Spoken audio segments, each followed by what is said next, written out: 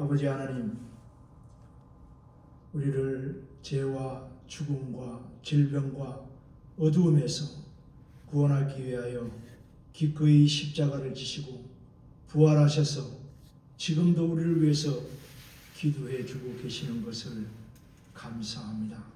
아버지께서 피로 값을 주고 산 제단에 주님을 뜨겁게 사랑하는 우리 목사님 네와 그리고 주님이 사랑하는 자녀들인 이 새벽에 함께 모였습니다. 아버지 앞에 기도 중에 주신 주님의 약속의 말씀을 함께 나누는 중에 피차 은혜가 되게 하시고 우리가 땅에 살면서 하나님의 영광을 위해서 먹든지 마시든지 무엇을 하든지 하나님의 영광을 위해서 살라 하셨는데 우리의 짧은 나그네의 삶이 그런 영광이 되도록 이 아침에 기도하는 모든 분들에게 그런 은총을 베풀어 주시옵소서. 예수님 거룩하신 이름으로 간절히 축복하고 기도합니다. 아멘.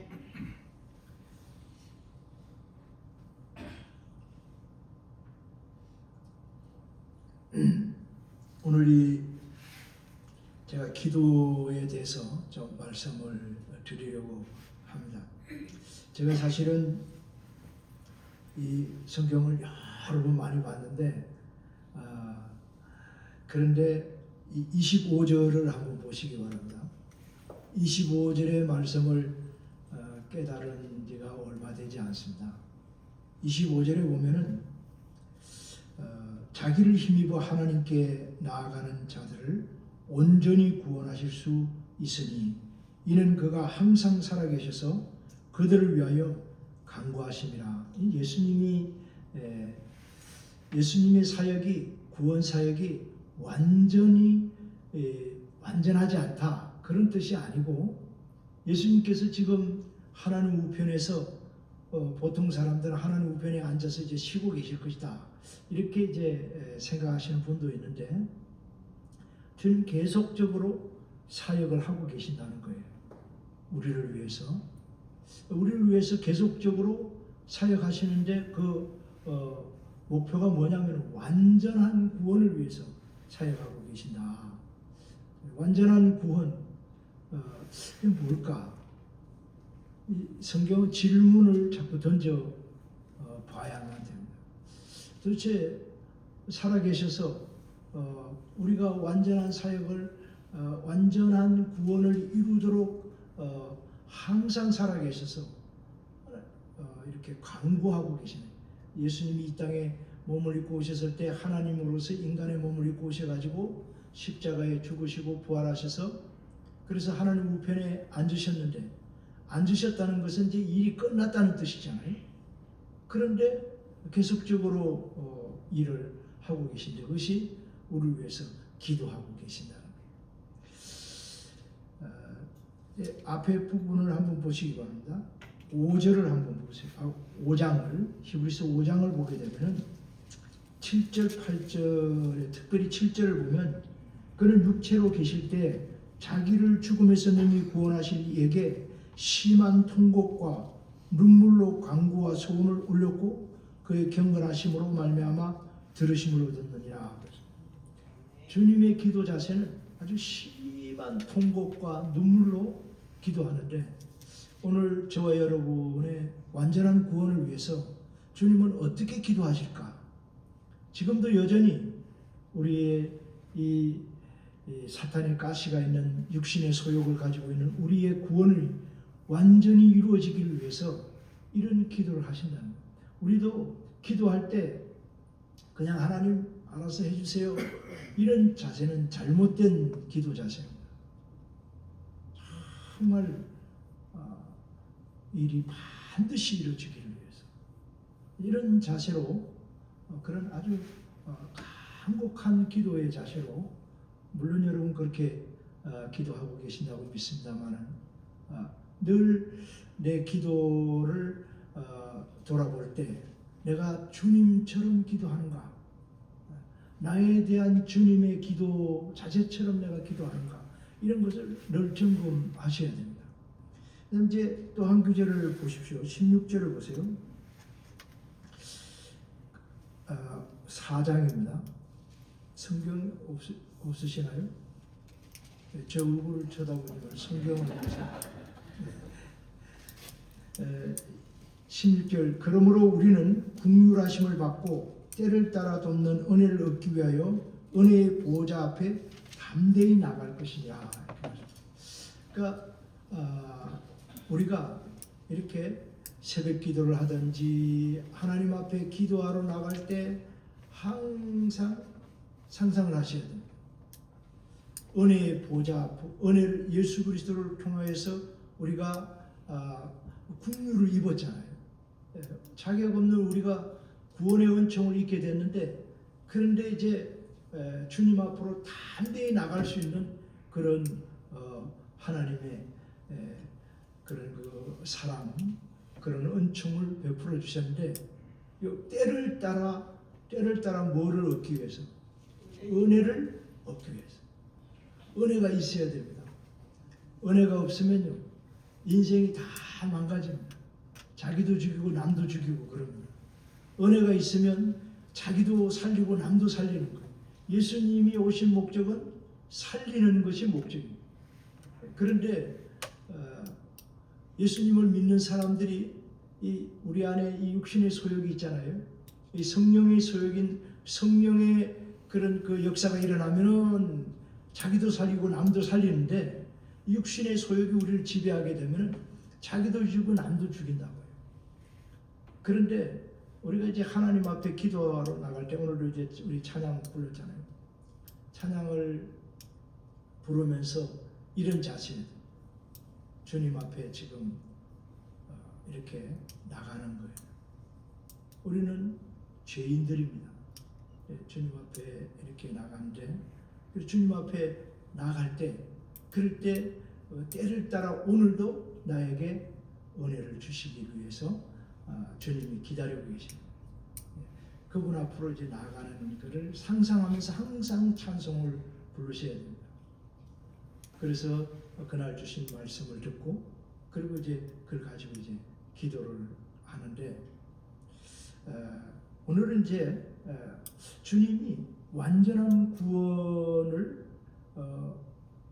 위해서 항상 께서 우리를 기도하신다는 세 가지에 대해서만 간단하게 아침 새벽 기도니까 말씀을 나눠보려고 합니다.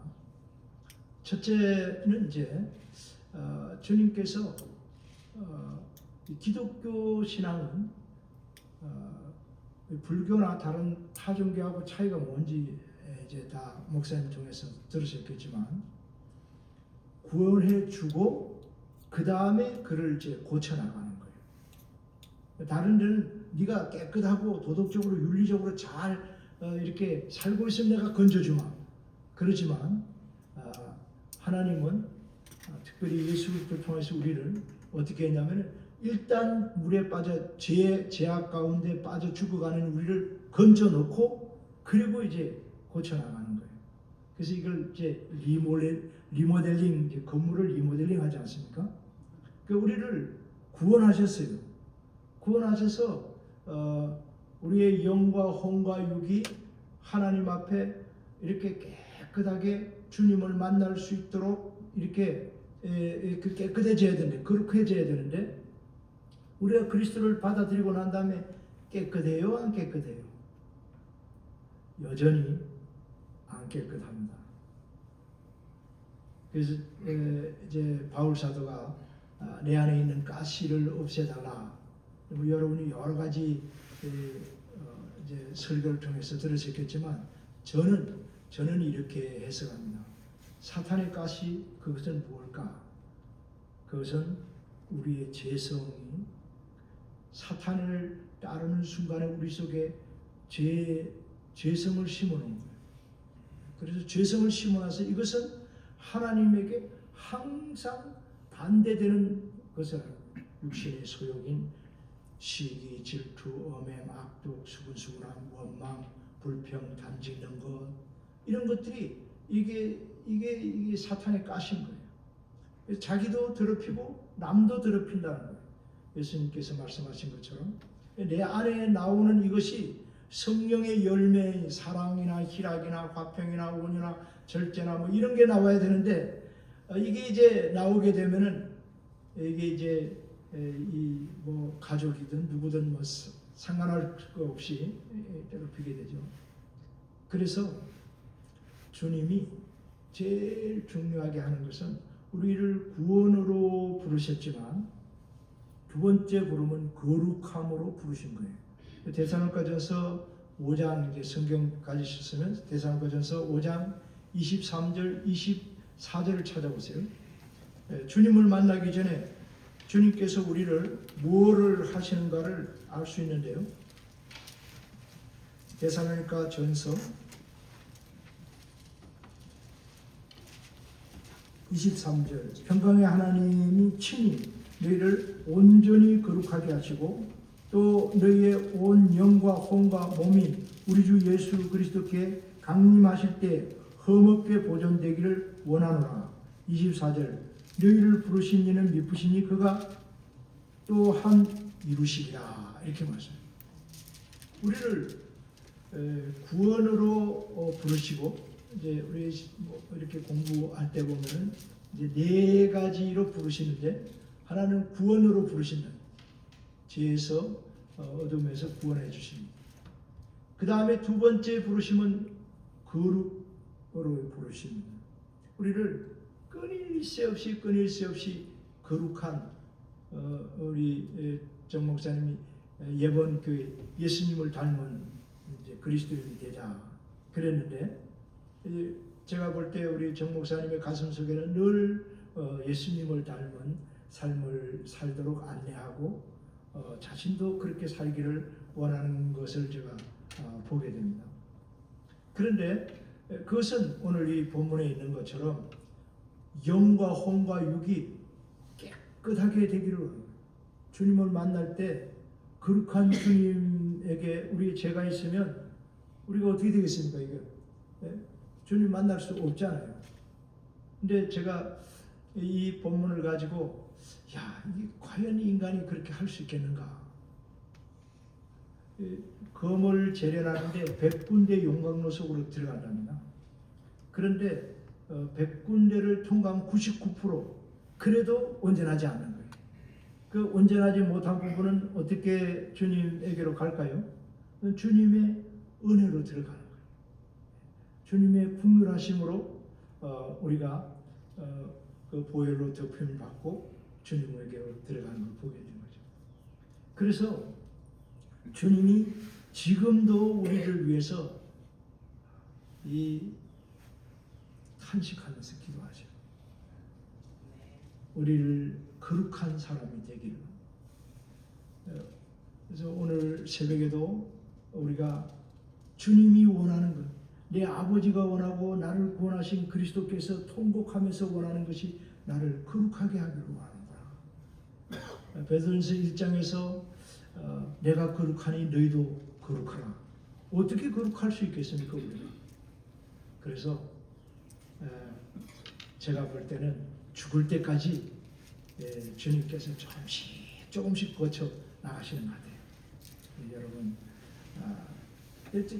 그 다음에 이제 주님이 하시는 일이 뭘까요? 주님이 우리를 온전하게 하는 데는 우리가 이 땅에 살고 있잖아요. 그 다음에 하는 것은 우리의 짐입니다. 짐. 인간이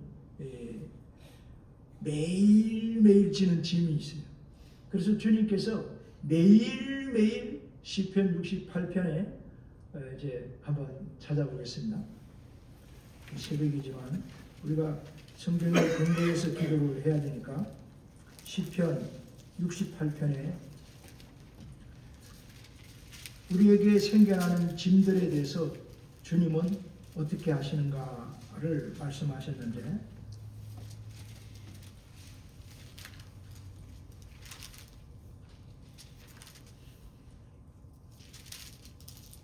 제가 한번 읽어볼게요. 시편 68편 19절에 날마다 우리의 짐을 지시는 주 곧 우리의 구원이신 하나님을 찬송할지로다. 셀라. 하나님은 우리에게 구원의 하나님이시라. 사망에서 벗어남은 주 여호와로 말미암으니와 그의 원수들의 머리고 죄를 짓고 다니는 자의 정수리는 하나님이 쳐서 깨뜨리시리로다. 그런데 날마다 우리에게 짐이 있습니다. 나의 짐도 있고 또 다른 사람의 짐도 있고 또 가족의 짐도 있고 자녀의 짐도 있고 내가 하고 있는 일들의 그런 짐들에 대해서 주님은 우리가 마태복음 10장 28절에서 제자들에게 수고하고 무거운 짐진 자들 다 내게 오라. 내가 너희를 편히 쉬게 하리라. 근데 내 짐은 가볍다. 이런 말씀하셨잖아요. 우리의 짐이 있어요. 여러분 살아가면서 인생의 짐을 이렇게 대신 져 주실 분이 우리 주님이시고 그 주님을 의지하고 오늘도 아침에 나와서 주님 제가 이 짐 나에게 생겨진 이 짐을 혼자 질 수 없습니다. 그래서 어떤 분은 그 마태복음 10장 28절을 설교하면서 이렇게 말합니다. 멍에가 이렇게 있는데 송아지하고 엄마하고 같이 이렇게 이제 위에 멍에를 쥐면은 그러면 새끼 송아지는 그냥 무거운 짐은 다 엄마가 끌고 새끼 그거는 옆에서 쪼렁쪼렁 따라가는 거다. 그게 참 아주 좋은 예라고 생각합니다. 짐은 우리가 질 수 없죠. 그런데 그러나 우리에게 주어지는 짐에 대해서 주님은 아무것도 염려하지 말고 기도와 간구로 감사하면서 주님에게 짐을 맡겨라. 그래서 오늘도 아침에 여러분이 그렇게 되기를 주의 이름으로 축원합니다. 우리가 이제 구원받았다는 것은 예수 그리스도의 그 이루신 사역으로 인해서 우리가 구원받은 거잖아요. 이렇게 구원받은 사람을 주님은 죄에서 구원한 것이 아니고 하나님의 가족이 되게 하셨잖아요. 영접하는 자 곧 믿는 자에게 하나님의 자녀가 되는 권세를 주셨다는데 그 권세가 대단한 겁니다. 여러분 자녀는 이게 어떤 분은 이제 그 권세를 이렇게 표현하더라고요. 목사님들 중에는 천국권이 있다, 보호권이 있다, 이렇게 이야기하는데 제가 그렇게 표현하는 그건 자유고 어쨌든 그렇습니다. 우리가 자식이 와가지고 엄마 아빠에게 엄마 용돈 좀 줘. 이게 천국권이라고 이야기하는 거예요. 그러면 안 돼. 아니면은 어떻게 좀 하여튼 뭐든지 요구할 수 있는 거예요. 엄마 나 옷이 다 떨어져서 학비를 해야 돼. 뭘 해야 돼. 그러면 아버지 엄마가 언제든지 주는 거잖아요. 그죠? 네? 아니 네가 누군데 나에게 와가지고 뭘 달라 그러냐 이렇게 말하는 사람이 있습니까? 이렇게 아버지 자식이 부모에게 하나님 아버지 제가 이게 필요합니다. 그래서 늘 감사하라는 거예요. 감사로 기도를 해야 돼요. 끝으로 이제 바울 사도는 정말 그 본인의 이야기대로 기도와 간구 그랬잖아요. 바울 사도가 정말 못된 사람입니다. 그죠? 사울은 큰 자란 뜻이고 바울은 작은 자란 뜻인데 이제 나중에 바울이라는 이름으로 바꿨잖아요. 사울이었을 때 스데반을 돌로 쳐 죽이는데 앞장선 사람입니다. 물론 똑똑하죠. 아주 굉장히 똑똑한 사람. 가말리엘이라는 이스라엘의 그 선생님은 평생에 5명밖에 키우지 않았는데 그 중에 한 사람이에요. 굉장히 똑똑한 사람이고 그런데 랍비이기도 그런데 정말 교회에는 아주 악한 사람이에요. 교회를 핍박하고 교인들을 잡아 가두고 죽이는데 앞장서고 그래서 자기는 죄인의 교수라고 그렇게까지 표현하고 여기는 교회를 핍박하는 아주 나쁜 사람. 근데 그가 주님 앞에서 변화됩니다. 그거는 스데반의 기도에 있다고 생각합니다. 스데반이 두 가지를 기도했습니다. 7장 마지막 부분에.